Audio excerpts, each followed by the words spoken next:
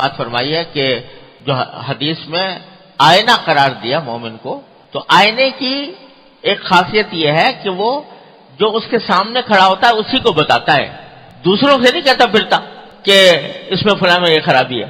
جو کھڑا ہے سامنے اس کو آئینے سے پتہ چل جائے گا، اسی کو پتہ چلے گا اس کے کیا عیب ہے، کیا داغ لگ گیا ہے، یا کوئی گندی چیز لگ گئی، گندگی لگ گئی ہے. لیکن وہ اگر جو برابر میں دوسرا ادھر ادھر جو لوگ کھڑے ہوئے ہیں ان کو وہ آئینہ نہیں بتائے گا کہ اس کے اندر فلاں خرابی ہے. تو مومن کا بھی کام یہ ہے کہ جب کسی کے اندر کوئی خرابی دیکھے تو دوسروں سے کہتے پھرنے کے بجائے، دوسروں میں اس کا اعلان کرنے کے بجائے، دوسروں کے اندر اس کو رسوا کرنے کے بجائے اسی کو بتائے کہ تمہارے اندر یہ مجھے خرابی نظر آئی ہے، اس کی اصلاح کر لو. محبت سے بتائے، پیار سے بتائے، تو کبھی اس سے فتنہ پیدا نہیں ہوگا، اس سے کوئی فساد نہیں مچے گا، دل نہیں خراب ہوں گے، دل آزاری نہیں ہوگی، اور مقصد حاصل ہو جائے گا. تو یہ طنز کا انداز اختیار کرنا یہ بہت بجائے فائدے کے اس کا نقصان ہوتا ہے. اس سے دل میں شگاف پڑ جاتے ہیں، اس سے دل کے اندر دل ٹوٹتے ہیں لوگوں کے. میرے حضرت والد ماجد قدس اللہ تعالیٰ سرہ نے ایک مرتبہ ارشاد فرمایا کہ یہ تو طنز کا جو انداز ہوتا ہے، تانے دینے کا طنز کا انداز، یہ کبھی فائدہ مند نہیں ہوتا، اس کا نقصان ہوتا ہے. اور جو بغیر طنز کے صاف سیدھی محبت سے پیار سے بات کہہ دی جائے اس کا اثر ہوتا ہے. اس کی مثال دیتے ہوئے حضرت نے فرمایا کہ ہمارے ہندوستان میں 2 شاعر ہوئے ہیں، دونوں نے اصلاح معاشرہ اور لوگوں کو کی جو معاشرے کے اندر خرابیاں ہیں ان کے طرف لوگوں کو توجہ دلانے کے لیے شاعری کی ہے. ایک اکبر الہ آبادی مرحوم اور ایک اقبال مرحوم. تو حضرت والد صاحب تعالی فرمایا کرتے تھے کہ اکبر الہ آبادی مرحوم نے ان کی اپنی شاعری میں طنز کا انداز اختیار کیا، طنز کا انداز اختیار کیا، یعنی بات جو ہے وہ طنز کے انداز میں کہی. مثال کے طور پر انہوں نے بے پردہ عورتیں جو پھرتی ہیں ان کے بارے میں انہیں پردے کی طرف بلانے کے لیے اور بے پردگی کو مٹانے کے لیے اور بے پردگی کے اوپر تنقید کرنے کے لیے ان کے مشہور اشعار ہیں کہ بے پردہ کل جو نظر آئیں بیویاں، اکبر میں اپنی غیرت قومی سے گڑ گیا، پوچھا جو میں نے بیویوں پردہ کہاں گیا، کہنے لگی کہ عقل پہ مردوں کی پڑ گیا. یعنی وہ پردہ جو ہے وہ مردوں کی عقل پہ پڑ گیا کہ انہوں نے اپنی عورتوں کو جو ہے بے پردہ کر دیا. تو اب یہ طنز کے انداز میں انہوں نے بات تو صحیح کہی لیکن طنز کے انداز میں کہی. اسی طرح ان کے اشعار میں جگہ جگہ طنز ہے، طنز کا انداز ہے. وہ انہوں نے علی گڑھ اور ندوہ اور دارالعلوم دیوبند ان تینوں پر تبصرہ کرتے ہوئے کہا ہے کہ قلب یقظاں ہے مثال دیوبند، قلب یقظاں یعنی بیدار دل، قلب یقظاں ہے مثال دیوبند، اور ندوہ ہے زبان ہوش مند. یعنی اس میں ادب اور تاریخ کا زیادہ زور تھا، تو ادب کے اندر مہارت پیدا ہوتی تھی. تو اور ندوہ ہے زبان ہوش مند. اب علی گڑھ کی بھی تم تمثیل لو، ایک معزز پیٹ تم اس کو کہو. تو اس کو کہ یہ وہاں پر صرف پیٹ کی خاطر تعلیم کا انتظام ہے، باقی قلب کی اصلاح جو ہے وہ دیوبند سے ہوتی ہے، زبان کی اصلاح ندوے سے ہوتی ہے، اور علی گڑھ میں پیٹ. تو یہ انداز اختیار فرمایا. تبصرے تو بڑے جاندار ہیں، ان پہ یہ مشہور ہے، یہ جو انگریز لوگ جو ہیں اور غیر مسلم وہ مسلمانوں پر اعتراض کرتے ہیں کہ اسلام تلوار سے پھیلا. تو اس کے جواب میں انہوں نے کہا کہ اپنے عیبوں کے کہاں آپ کو کچھ پرواہ ہے، غلط الزام بھی اوروں پہ لگا رکھا ہے، یہی فرماتے رہے تیغ سے پھیلا اسلام، یہی فرماتے رہے تیغ سے پھیلا اسلام. یہ نہ ارشاد ہوا توپ سے کیا پھیلا ہے، تو اسلام تو تیغ سے پھیلا، تو آپ نے توپ سے کیا پھیلا ہے، تو یہ نہ ارشاد ہوا توپ سے کیا پھیلا ہے.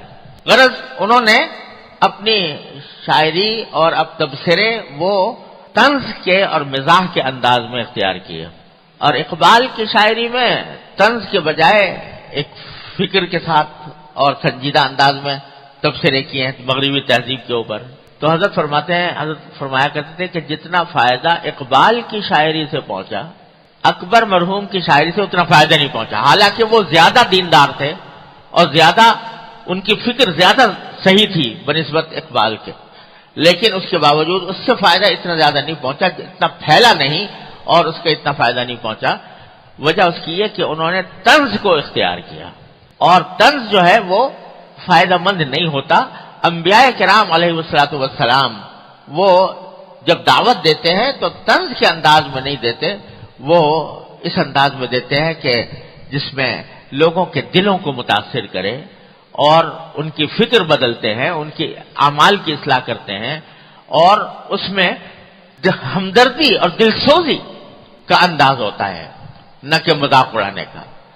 تو ان کا مذاق اڑایا جاتا ہے، ان کو برا کہا جاتا ہے، ان کو گالیاں دی جاتی ہیں، لیکن انبیاء کرام علیہ والسلام اپنا طریقہ نہیں چھوڑتے، وہ طنز کا راستہ اختیار نہیں فرماتے. تو اس لیے طنز کبھی فائدہ مند نہیں ہوتا. اگر کسی کی اصلاح بھی کرنی ہے تو طنز کے انداز میں نہ کرنی چاہیے. تیسری بات جو سیدھی قولاً سدیدہ، سیدھی بات کے اندر یہ ہے کہ انداز جو ہے وہ آدمی نرم اختیار کرے، یعنی سنجیدہ بات بھی نرمی کے ساتھ کہے. حضرت والد ماجد رحمۃ اللہ علیہ فرمایا کرتے تھے کہ فرعون کے پاس جب موسیٰ اور ہارون علیہ السلام کو بھیجا گیا تو ان کو تعلیم یہ دی گئی کہ قولا لہو قولا لینا، نرمی سے بات کرنا. کس سے؟ فرعون سے جو خدائی کا دعوے دار ہے، اس سے بھی نرمی سے بات کرنا. اور لعلہ یتذکر ویخشی، شاید وہ نصیحت قبول کر لے، شاید اس کے دل میں خدا کا خوف پیدا ہو جائے. حالانکہ اللہ تعالیٰ تو خوب جانتے تھے کہ اس کے دل میں خدا کا خوف آخر وقت تک پیدا ہونا نہیں ہے. ان کے علم ازلی میں یہ بات تھی کہ کفری پر مرے گا، لیکن حضرات انبیاء کرام سے یہ کہا جا رہا ہے کہ تم اپنے دل میں یہ امید باندھے رکھو کہ شاید اس کو فائدہ پہنچ جائے، لہذا نرمی سے بات کرنا، سختی سے مت کرنا. تو میرے والد ماجد رحمۃ اللہ علیہ فرمایا کرتے تھے کہ تم پھر موسیٰ سے بڑے مصلح نہیں ہو سکتے، اور تمہارا دشمن، تمہارا مقابل فرعون سے بڑا گمراہ نہیں ہو سکتا. لہذا جس کو بھی تبلیغ کرو، دعوت کرو، کسی کی اصلاح کی کوئی بات کرو تو نرمی سے کرو، اس میں سختی کا پہلو نہیں آنا چاہیے. اب دیکھو رسول کریم سرور عالم صلی اللہ علیہ وسلم نے صحابہ کرام کو اسی طرح کی تربیت دی. حدیث میں آتا ہے کہ ایک مرتبہ رسول کریم صلی اللہ علیہ وسلم صحابہ کرام کے ساتھ تشریف فرما تھے مسجد میں، تو ایک دیہاتی شخص آ گیا. دیہاتی آیا، اس نے پہلے تو نماز پڑھی اور دعا کی. دعا یہ کی کہ اللہم ارحمنی و محمدا ولا ترحم معنا احدا، کہ یا اللہ مجھ پر رحم کیجیے اور محمد صلی اللہ علیہ وسلم پر رحم کیجیے اور ہمارے علاوہ کسی پر نہ کیجیے. یہ دعا کی. اب بیچارہ دیہاتی آدمی، تو رسول کریم صلی اللہ علیہ وسلم نے اس پر اتنی بات فرمائی کہ لقد حجرت واسعا، ارے بھائی تم نے ایک بہت بڑی وسیع چیز جو اللہ تعالیٰ کی رحمت بہت وسیع ہے، اس کو تم نے بہت تنگ کر دیا کہ بس 2 آدمیوں پر ہو اور کسی اور کے اوپر نہ ہو. یعنی اس کو اس پر بھی کوئی ناراضگی کے ساتھ نہیں، بلکہ مختصر لفظوں میں اس کی غلطی کو اس طرح بتا دیا کہ تم نے ایک وسیع چیز کو تنگ کر دیا، اللہ تعالیٰ کی اتنی بڑی رحمت وسیع ہے، اس کو تم نے 2 آدمیوں کے اوپر کے اندر محدود کر دیا. ایک تو یہ ہوا. ابھی وہ کچھ دیر نہیں گزری تھی، وہیں پر اس دیہاتی نے مسجد کے اندر پیشاب کر دیا، مسجد میں پیشاب کر دیا.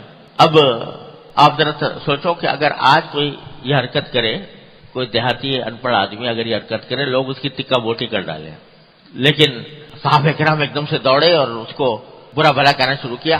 آپ نے فرمایا کہ اب تو جو کچھ کرنا تھا ہو گیا، لا تظلموہ، ایسا نہ ہو کہ تمہاری ڈانٹ ڈپٹ سے اس کا پیشاب بھی بیچارے کا بند ہو جائے، لہذا اس کو اب فارغ ہونے دو، اور جب یہ فارغ ہو جائے تو پھر اس کے اوپر پانی ڈال کر اس کو جگہ کو پاک کر دو. اس وقت جبکہ یہ حرکت اس نے کی ہے، لیکن آپ حضور جانتے ہیں کہ صلی اللہ علیہ وسلم کہ اس نے کسی شرارت کی وجہ سے نہیں کی، نادانی کی وجہ سے. دیہاتی آدمی ہے، آداب سے نا واقف ہے، تو نادانی میں یہ کام کر گیا. تو رسول کریم صلی اللہ علیہ وسلم نے صحابہ کرام کو منع کیا اور کہا کہ ایسی حالت میں ڈانٹ ڈپٹ کرنا درست نہیں ہے، تم اس کو فارغ ہو کر اس کے اوپر پانی بہا دو. اور پھر فرمایا انما بعثتم میسرین ولم تبعثوا معسرین، تمہیں اللہ نے آسانی پیدا کرنے والا بنا کر بھیجا ہے، مشکل پیدا کرنے والا بنا کر نہیں بھیجا۔ یعنی کوئی غلطی بھی کر رہا ہے تو اس کو ڈانٹ ڈپٹ کر نہیں، بلکہ پیار سے، محبت سے، شفقت سے اس کو سمجھاؤ، آسانی پیدا کرو اور اس کو نرمی سے سمجھاؤ۔ یہ تلقین فرمائی سرکار دو عالم صلی اللہ علیہ وسلم صحابہ کرام رضی اللہ تعالیٰ عنہ اجمعین کو۔ اب اندازہ کیجئے کہ اتنی بڑی غلطی کہ مسجد میں پیشاب کر دیا، اتنی بڑی غلطی، لیکن ڈانٹ ڈپٹ کو پھر بھی آپ نے گوارا نہیں کیا۔ آج ہمارے اندر جو خرابیاں ہیں ان میں ایک بہت بڑی وجہ یہ ہے کہ اول تو کسی دوسرے کی سے اگر کوئی بات قابل اصلاح نظر آتی ہے تو ذہن جاتا ہی نہیں اس طرف کہ ہم اس کو متوجہ کریں۔ بعض اوقات تو یہ ہوتا ہے، حالانکہ ایک مومن کا کام یہ ہے کہ اگر دوسرے کے اندر کوئی بات دیکھی ہے جو قابل اصلاح ہے تو اس کو چاہیے کہ اس کو بتا دے۔ مومن کا آئینہ ہے، لہذا اس کو بتا دینے چاہیے۔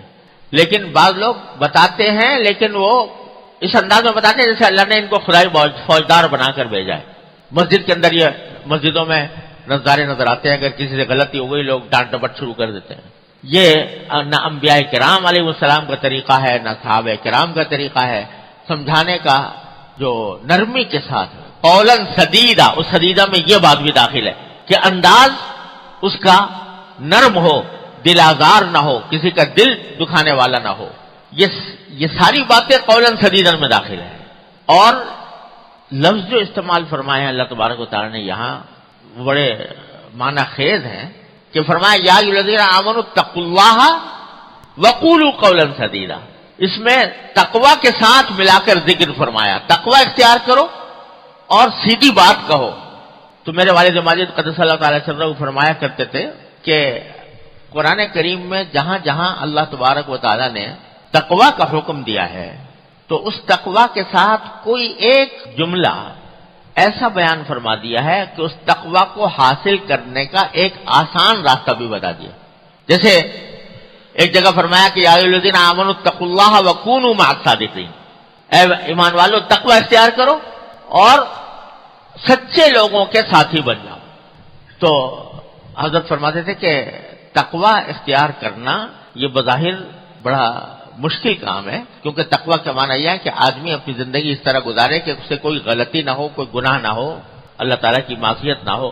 تو یہ آسان بات نہیں ہے کہ تقوی کا مقام کسی کو حاصل ہو، لیکن جب اس کی مشکلات کا تصور کسی کو آتا ہے تو بعض اوقات اس کے دل میں یہ خیال پیدا ہونے لگتا ہے کہ پتہ نہیں یہ منزل مجھے حاصل ہوگی یا نہیں ہوگی۔ تو اللہ تبارک و تعالیٰ اس کو حاصل کرنے کا ایک آسان راستہ بھی بتا دیتے ہیں۔ تو وہاں یہ راستہ بتایا کہ تقوی حاصل کرنا ہے تو اس کا آسان راستہ یہ ہے کہ جو تقوی والے ہیں ان کی صحبت اختیار کرو، کونوا مع الصادقین، اللہ والوں کی، اللہ تعالیٰ کے سے محبت رکھنے والوں کی، اللہ تعالیٰ کے احکام پر عمل کرنے والوں کی صحبت اختیار کرو۔ صحبت اختیار کرو گے تو خود بخود انشاءاللہ تقوی حاصل ہو جائے گا۔ تو یہ طریقہ آسان بتا دیا ہے، اتقوا اللہ وکونوا مع الصادقین۔ ایک جگہ فرمایا یا ایھا الذین آمنوا اتقوا اللہ ولتنظر نفس ما قدمت لغد۔ تقوی حاصل کرو، تقوی حاصل کرنے کا راستہ یہ ہے کہ ہر انسان یہ سوچا کرے کہ آئندہ جو کل آنے والی ہے، آخرت کی زندگی جو آنے والی ہے، اس کے لیے میں نے کیا سامان تیار کیا ہے، یہ سوچو۔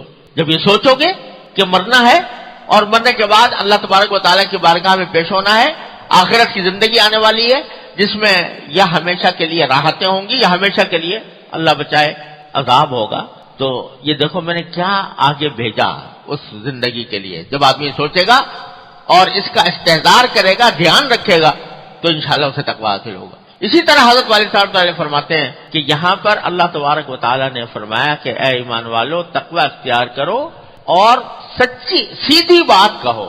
اس میں اشارہ اس بات کی طرف ہے کہ اگر ایک چیز پر قابو پا لیا تم نے، وہ ہے زبان، کہ تمہاری زبان درست ہو گئی، زبان سے جو لفظ نکل رہا ہے وہ سیدھا اور سچا ہو، اس میں کوئی ایچ پیچ نہ ہو، اس میں کوئی غلطی نہ ہو، اس میں کوئی جھوٹ نہ ہو، اس میں غیبت نہ ہو، اس میں طعنہ زنی نہ ہو، اس میں دل آزاری نہ ہو، اس کا اہتمام کر لیا تو کیا ہوگا؟ یصلح لکم اعمالکم، تمہارے دوسرے اعمال بھی اللہ تعالیٰ درست کر دے گا۔ زبان کی اصلاح سے دوسرے اعمال بھی درست ہو جائیں گے۔ اسی لیے فرمایا گیا کہ املک علیک لسانک، قابو پاؤ اپنی زبان کے اوپر، اس پر قابو پاؤ گے تو اس کے نتیجے میں تمہارے دوسرے اعمال بھی درست ہو جائیں گے۔ تو حضرت والد ماجد قدس اللہ تعالی سرہ فرمایا کرتے تھے کہ زبان کی درستی اور اس کو صحیح رکھنے کا اہتمام، یہ بالآخر ایک تو خود زبان کے گناہوں سے بچاتا ہے اور بہت سے فتنوں اور ہلاکتوں سے بچاتا ہے، اس کے ساتھ ساتھ زبان کی اصلاح کے نتیجے میں دوسرے اعمال بھی اللہ تبارک و تعالیٰ فرماتے ہیں کہ درست ہو جائیں گے۔ یصلح لکم اعمالکم ویغفر لکم ذنوبکم، اور تمہارے گناہ بھی معاف ہوں گے، کیونکہ زبان کو قابو میں رکھنا یہ بہت اہتمام کا عمل ہے۔ تو جو کوئی بندہ اس کا اہتمام کر لے گا تو اللہ تبارک و تعالیٰ اس کی برکت سے اس کے دوسرے عمل بھی درست فرما دیں گے۔ تو بھائی خلاصہ یہ کہ حضرت والد ماجد قدس اللہ تعالیٰ سے فرماتے ہیں کہ تقوی حاصل کرنے کا ایک طریقہ یہ بھی ہے کہ اپنی زبان کو قابو میں کرنے کی کوشش کرو۔ جتنا اس کے اوپر قابو پاؤ گے اور اس کو صحیح طریقے سے استعمال کرو گے تو اتنا ہی انشاءاللہ اللہ تبارک و تعالیٰ تمہارے اعمال میں درستی پیدا کریں گے اور تقوی حاصل ہوگا۔ اسی قرآن زبان کی اصلاح کے لیے اور بات کو صحیح رکھنے کے لیے، سیدھے رکھنے کے لیے دوسری جگہ قرآن کریم میں فرمایا وَقُولُوا لِلنَّاسِ حُسْنًا، لوگوں سے اچھائی کی بات کہو۔ لوگوں میں مسلمان اور کافر سب داخل ہیں، مسلمان اور غیر مسلم سب۔ لوگوں سے بات کرو تو اچھی بات کرو، یعنی غیر مسلموں سے بھی کافروں سے بھی جو بات کرو وہ خوش اخلاقی کی بات ہو، اچھائی کی بات ہو۔ ایسا نہ ہو کہ چونکہ تم کسی کافر سے بھی تم اگر ایسی بات کرو گے جو حالت جنگ میں نہیں ہے، کسی کافر سے بھی ایسی بات کرو گے جو اس کا دل دکھانے والی ہوگی تو یہ بھی اللہ تبارک و تعالیٰ کے ہاں گناہ ہے۔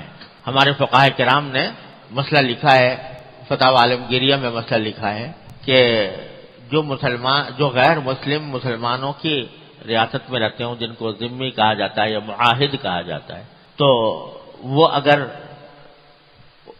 مسلمان ریاست میں رہتے ہیں تو ان کو کوئی یہودی ہے، کوئی مجوسی ہے یا آتش پرست ہے، اگر کسی نے اس کو یا کافر کہہ کر پکارا، یہودی تو خیر وہ اپنا نام خود ہی یہودی کہتے ہیں، مجوسی اپنے آپ کو مجوسی کہتے ہیں، لیکن اگر کافر کہہ کر پکارا اور کافر کہہ کر پکارنے سے اس کو ناگوار ہوا یا اس کی دل آزاری ہوئی تو یہ آدمی گناہگار ہوگا جو اس طرح پکار رہا ہے۔ اگر اس کو سے یہ لفظ اس کو ناگوار ہوتا ہے تو یہودی کہہ کر پکار لے، مجوسی کہہ کر پکار لے جو اس کے اصل نام ہے، لیکن کافر کہہ کر نہ پکارے۔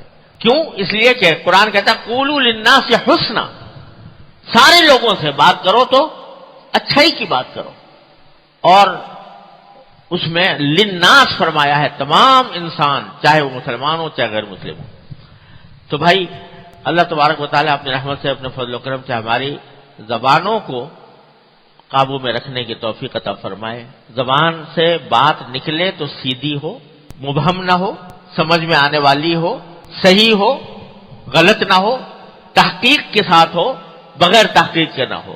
بلا مسلط ہے ہمارے پورے معاشرے کے اوپر کہ اندازوں کے اوپر لوگ محض اندازوں کی بنا پر، بدگمانی کی بنا پر باتیں ایسی پھیلا دیتے ہیں، افواہیں پھیلا دیتے ہیں کہ جس سے فساد پھیلتا ہے۔ کسی آدمی سے اگر فرض کرو مخالفت ہے، وہ چاہے مذہبی مخالفت ہو چاہے سیاسی مخالفت ہو، اس کے بارے میں اس کی ذرا سی کہیں افواہ سن لی تو اس طرح بیان کر دیتے ہیں جیسے کہ حقیقت میں ان کو پوری تحقیق ہے۔ فلاں نے تو اتنا کروڑوں روپیہ کھایا ہے، فلاں نے اتنے پیسے لیے ہیں، فلاں نے، تحقیق نہیں ہے، محض اندازے سے، محض بدگمانی کی بنیاد پر یہ باتیں پھیلا دیتے ہیں۔ یہ اللہ بچائے، یہ ایسی بات ہے کہ جو انسان کو جہنم میں لے جانے والی ہے اور دنیا کے اندر فساد مچانے والی ہے۔ تو اللہ تبارک و تعالیٰ اپنے فضل و کرم سے، اپنی رحمت سے ہماری زبانوں کی حفاظت فرمائے اور زبانوں کو درست رکھنے کی اور قولاً سدیداً پر عمل کرنے کی توفیق عطا فرمائے۔ اس کی بھائی مشق کی ضرورت ہے، اور مشق اسی طرح ہوگی کہ جو بات زبان سے نکال رہے ہیں تو نکالنے سے پہلے اس کو کچھ سوچ لیں کہ آیا یہ قولاً سدیداً کے معیار پر پوری اترتی ہے کہ نہیں، میں جو بات کہنے جا رہا ہوں یہ سیدھی بات ہے یا اس میں غلطی ہے، اندازے کو میں نے حقیقت بنا دیا ہے یا بدگمانی پر مبنی ہے، اس کو پہلے سوچ لیں، اور یہ سوچ لیں کہ یہ الفاظ ریکارڈ ہو رہے ہیں اللہ تبارک و تعالیٰ کے پاس، جو میں کہنے جا رہا ہوں اللہ تعالیٰ کے ہاں ریکارڈ ہوگا، اور مجھے ایک ایک لفظ کا جواب دینا ہوگا۔ ما یلفظ من قول الا لدیہ رقیب عتید، جو لفظ بھی انسان منہ سے نکالتا ہے اس کے اوپر اللہ تعالیٰ کی طرف سے ایک نگراں مقرر ہے، تو وہ اس کا جواب دینا ہوگا۔ تو اگر دے سکتے ہو جواب اللہ تبارک و تعالیٰ کی بارگاہ میں اس کا، تب تو منہ سے نکالو، ورنہ خاموشی اختیار کرو۔ میرے والد ماجد قدس اللہ تعالی وسلم نے ایک جملہ ارشاد فرمایا تھا، زبانی بات کے بارے میں بھی اور تحریر کے بارے میں، یہ فرمایا تھا جو بات زبان سے نکالو یا تحریر قلم سے لکھو کسی کے بارے میں بھی، تو پہلے یہ سوچ لو کہ اس کو کسی عدالت میں ثابت کرنا ہوگا۔ اگر تمہارے پاس اتنا ثبوت موجود ہے کہ عدالت میں ثابت کر سکو تو کہو اور یا لکھو، لیکن اگر ایسا ثبوت نہیں ہے تو خاموش رہو، کیونکہ ہو سکتا ہے دنیا کی کسی عدالت میں ثابت کرنا پڑ جائے، اور اگر یہاں ثابت نہ کرنا پڑے تو اللہ تعالیٰ کی عدالت تو ہے ہی ہے، وہاں پر تو ثابت کرنا ہی ہوگا۔ اس واسطے پہلے سوچ لو کہ میں اس پوزیشن میں ہوں کہ اس کو عدالت میں ثابت کر سکوں، اگر نہیں ہوں تو پھر خاموش رہو، منہ سے بات نہ نکالو۔ مشق کرنے سے یہ بات حاصل ہوتی ہے کہ آدمی سوچ کر بولے جو کچھ بولے، اور اس میں حدود سے تجاوز نہ ہو۔ اللہ تبارک و تعالیٰ اپنے فضل و کرم سے، اپنے رحمت سے ہم سب کو اس کی توفیق عطا فرمائے۔ اللهم صل على سيدنا مولانا محمد وعلى ال سيدنا مولانا محمد كما صليت على ابراهيم وعلى ال ابراهيم انك حميد مجيد۔ اللهم صل على سيدنا مولانا محمد وعلى ال سيدنا محمد۔ ربنا ظلمنا انفسنا وان لم تغفر لنا وترحمنا لنكونن من الخاسرين۔ ربنا ظلمنا انفسنا وان لم تغفر لنا وترحمنا لنكونن من الخاسرين۔ ربنا آتنا في الدنيا حسنة وفي الآخرة حسنة وقنا عذاب النار۔ یا اللہ یا رحمان یا رحیم یا کریم، اپنے فضل و کرم اپنی رحمت سے ہمارے تمام گناہوں کو معاف فرما۔ یا اللہ ہمارے اعمال و اخلاق کی اصلاح فرما۔ یا اللہ ہمیں سیدھے راستے پر چلنے کی توفیق عطا فرما۔ یا اللہ ہمارے قول و فعل کو اپنی رضا کے مطابق ڈھال دیجیے۔ یا اللہ اپنی رحمت سے، اپنے فضل و کرم سے ہمیں اپنے دین کی صحیح سمجھ عطا فرما، اس پر عمل کی توفیق عطا فرما، اس پر استقامت عطا فرما۔ یا اللہ ہر طرح کے شر سے، فتنے سے، معصیتوں سے، منکرات سے، فساد سے ہماری حفاظت فرما، ہمارے متعلقین احباب کی حفاظت فرما۔ یا اللہ تمام حاضرین اور حاضرات کو ان کے تمام جائز مقاصد میں اپنے فضل و کرم سے کامیابی عطا فرما۔ یا اللہ سب کی پریشانیوں کو دور فرما، سب کی مشکلات کو آسان فرما۔ اللہم انا نسألک من خیر ما سألک من عبدک و نبیک سیدنا محمد صلی اللہ علیہ وسلم، ونعوذ بک من شر ما استعاذک من عبدک و نبیک سيدنا محمد صلى الله عليه وسلم۔ ربنا تقبل منا إنك أنت السميع العليم وتب علينا إنك أنت التواب الرحيم، وصلى الله تعالى على خير خلقه سيدنا مولانا محمد وعلى آله وأصحابه أجمعين، آمين برحمته۔